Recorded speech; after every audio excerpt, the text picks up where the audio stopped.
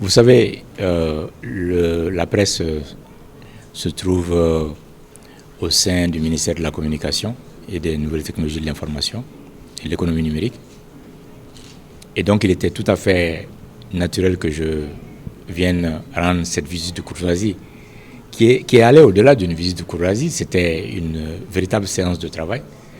Et j'en sors vraiment très content parce que nous avons abordé ensemble les préoccupations de la presse. Nous avons aussi abordé le rôle qu'ils doivent jouer dans cette phase très critique de notre histoire, de la transition du Mali, et donc et l'importance du rôle qu'ils jouent. Nous avons discuté des voies et moyens pour que nous puissions tous travailler de façon à ce que les élections qui seront l'aboutissement de cette transition se passent dans les meilleures conditions.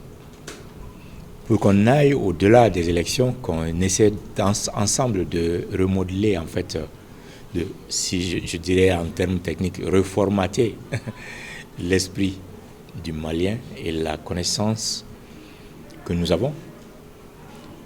Et je suis vraiment très content, non seulement de la grande diversité de notre presse. Nous avons quand même plus d'une vingtaine de stations de télévision et plus de 300 organes. Donc la presse malienne est vraiment très bien fournie.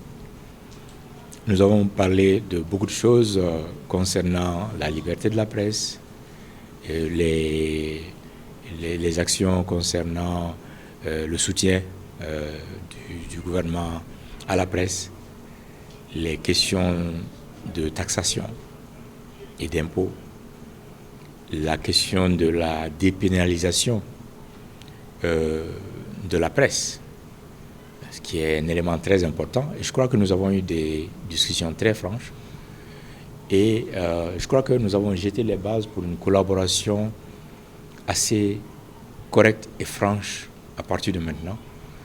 Et j'en suis très ravi. Je pense que nous allons pouvoir prendre bénéfice de cette variété que nous avons dans la presse.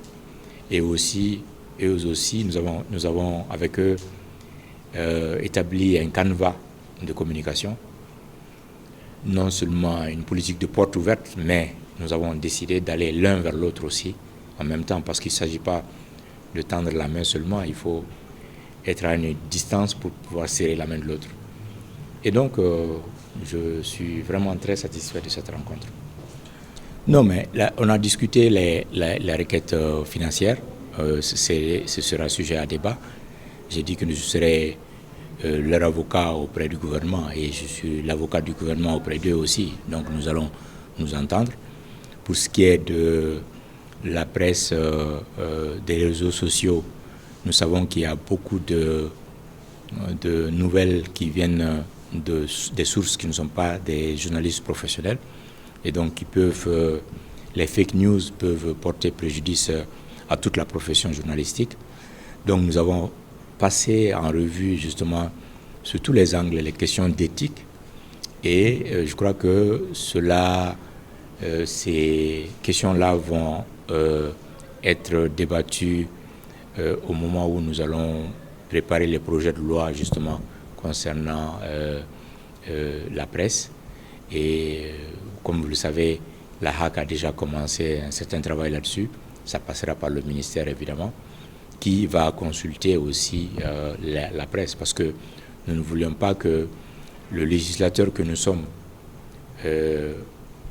au ministère et l'arbitre qui est la HAC et les joueurs que sont les journalistes et que chacun ait à faire des lois sans consulter les uns les autres. Il est tout à fait normal que nous mettions en place un canevas de consultation et nous sommes engagés à le faire. Et croyez-moi, j'ai l'expérience de travailler avec les organes de régulation et les différents acteurs Et il s'agit pour nous de nous assurer qu'il y aurait une éthique, une déontologie de la presse qui sera respectée. Et aussi, et ce sera bien pour tout le monde. Et aussi, nous nous assurerons que nous allons faire un code de conduite qui va aider les autres. Nous avons abordé plusieurs sujets, tels que même le fait de publier aujourd'hui des images de nos soldats morts que les djihadistes postent, et les gens très naïvement partagent cela. Donc nous avons aussi abordé la question de la formation des journalistes, de la formation de la masse. Et je crois qu'un peuple bien informé va prendre de meilleures décisions. Et donc nous nous sommes vraiment très bien compris. C'était une séance de travail, l'une des plus productives que j'ai eues avec les journalistes, et vraiment j'en suis très content. Comme vous l'avez si bien dit, ce n'était pas une conférence de presse. Donc on a travaillé, on a parlé très sincèrement, sans les caméras ou les microphones. Et donc vraiment je suis très content. Et c'est ce genre de relation que nous allons maintenir avec la presse désormais, pour que notre pays enfin puisse vraiment briller de toutes ses lumières.